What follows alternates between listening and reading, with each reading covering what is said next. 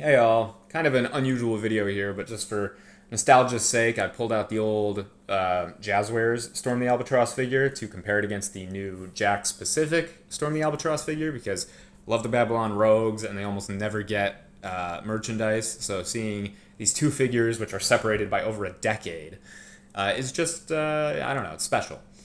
I see a lot of people who constantly defend JAKKS figures as like borderline objectively superior to the Jazwares figures, and I think this duet right here is a prime example of where Jazwares actually edges out JAKKS, and JAKKS kind of drops the ball, even though it's had a decade plus to learn from its predecessors when it comes to the Sonic line. So I'll start with the um, what's the word I'm looking for? The strength of the figures, the actual like manufacturing quality. Jazwares historically is known for just terrible Sonic figures. Like those limbs would pop off left, right, and center no matter how delicate you were with them. Those figures would break. JAKKS, on the other hand, it's not really known for that, but it is known for a lot of flimsy joints that don't quite hold themselves. So in this case, my copy of Storm got a wibbly wobbly knee joint, and he's got some plastic warping melting on his left shoulder. So yeah, I got a very imperfect Storm. Whereas ironically, I happen to get one of the. See, look at him. I have him in a tricky pose to not apply pressure to that busted knee, but Lord knows it's tricky. But ironically, I got one of the very good copies of Jazwares Storm, where Jazwares production line quality assurance didn't fail me.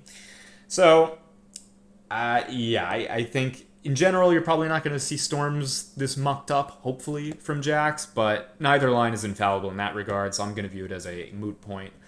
Moving on to articulation, Jazwares, the only advantage this guy has is a waist swivel, but the waist swivel is incredibly useful given that these guys are meant to be posed on hoverboards, and any surfboard sort of pose in general is waist swivel is almost all but essential for a pose to look great.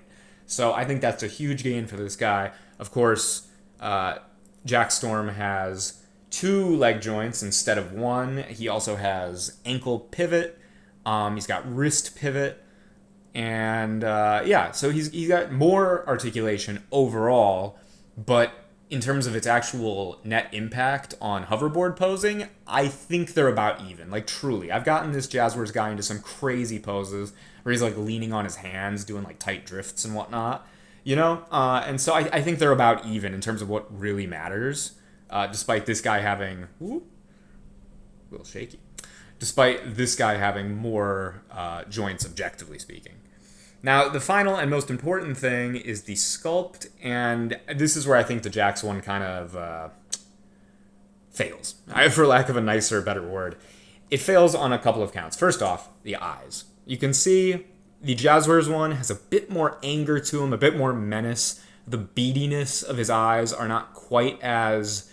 He doesn't look as derpy. He doesn't look as clueless. The JAKKS one looks like, I don't know, slight to me at least, looks a little more like, ooh, instead of like angry determined like the Jazwares one. And again, it's a subjective point, but based on all the renders I've ever seen of Storm, this one captures his general demeanor, his facial disposition, better than this one. That's also because this guy, I'm bonking the JAKKS one with the Jazwares one, the JAKKS figure has a rounder head, which again, less accurate. Look at this bulbous gumdrop noggin he's got, whereas this guy, a little flatter, a little wider, and a little more accurate to the games. Likewise, the arms. Jazwares one is more accurate to the general sculpt of Storm because he's got very lanky shoulders that then expand. They funnel outward into the arms, into the wrists. You know what I mean? His arms are supposed to get bigger the further down you go.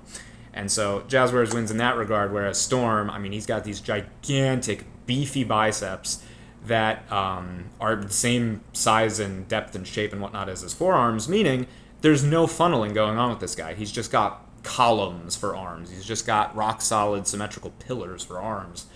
And they lack the outward sloping growth that, again, this guy's kind of known for. So, and again, this is all weird minutia that only, like, obsessive, compulsive, supersonic fans are going to care about in the slightest.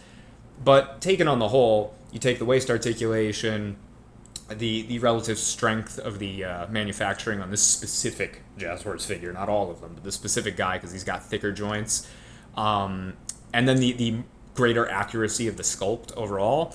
And it's like, I think Jazwares guy has the edge, at least for me. At least for me, Jazwares Storm is a better figure by a very tiny margin than the JAKKS figure, mainly just because of how goofy JAKKS's Storm's face and arms look. Like, just these fat sausage arms and this just insanely curved. I mean, look at that. Look at that. It looks like he doesn't even have feathers coming off of his head here. He's just got a little gumdrop. Whereas here, you can see the.